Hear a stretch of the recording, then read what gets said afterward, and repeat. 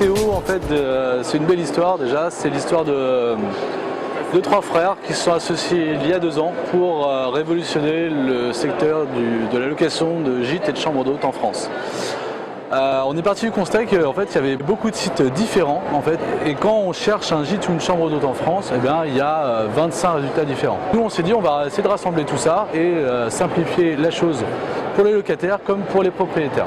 On l'a lancé et aujourd'hui, on a plus de 2500 propriétés déréférencées. Pour l'instant, on a 2500 propriétés, mais d'ici 5 ou 6 ans, l'objectif c'est d'en avoir entre 6 et 10 000. C'est-à-dire qu'il y a un large choix, donc on peut faire par exemple 10 demandes de disponibilité. Et nous, on va travailler pour vous trier ceux qui sont disponibles et intéressés pour recevoir.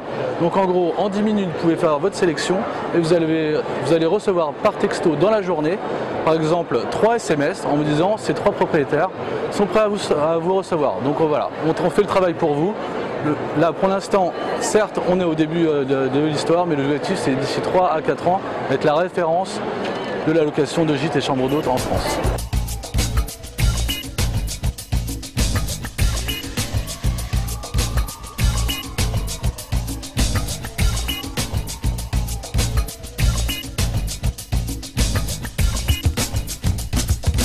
Aujourd'hui, le tourisme responsable, qu'est-ce que c'est?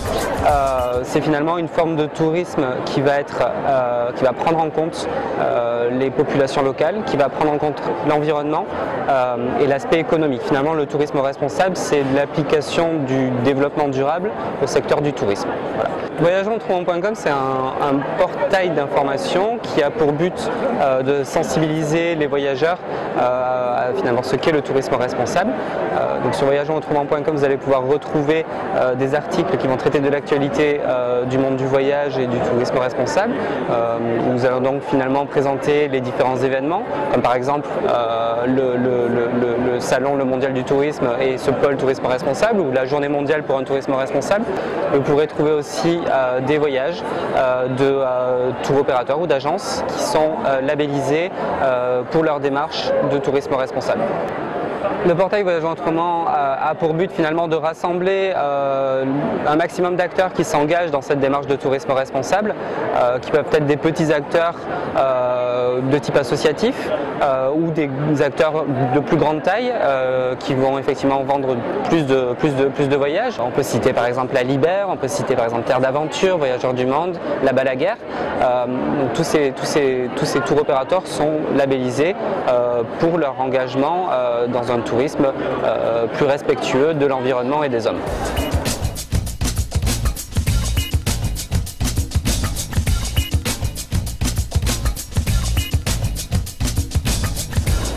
Le no-tourisme, c'est du tourisme qui est lié avec la découverte du vin, des vignobles, de territoires viticoles. Ici, on est sous une bannière Itervitis, les chemins de la vigne.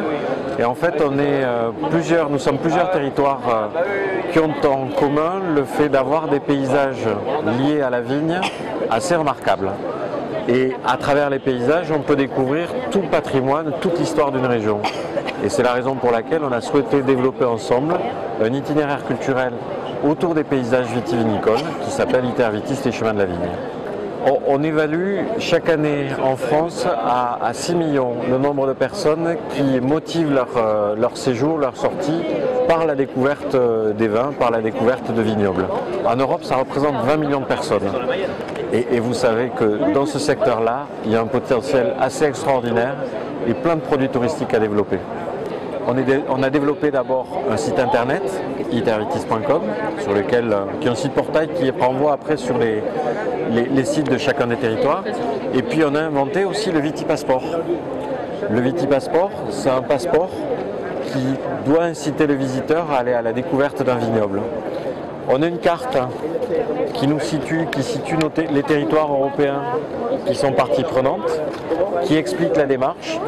Et puis derrière, la présentation du territoire. Alors au hasard, moi je suis de Gaillac, j'ai pris la présentation du pays des Bastilles des vignobles du Gaillac.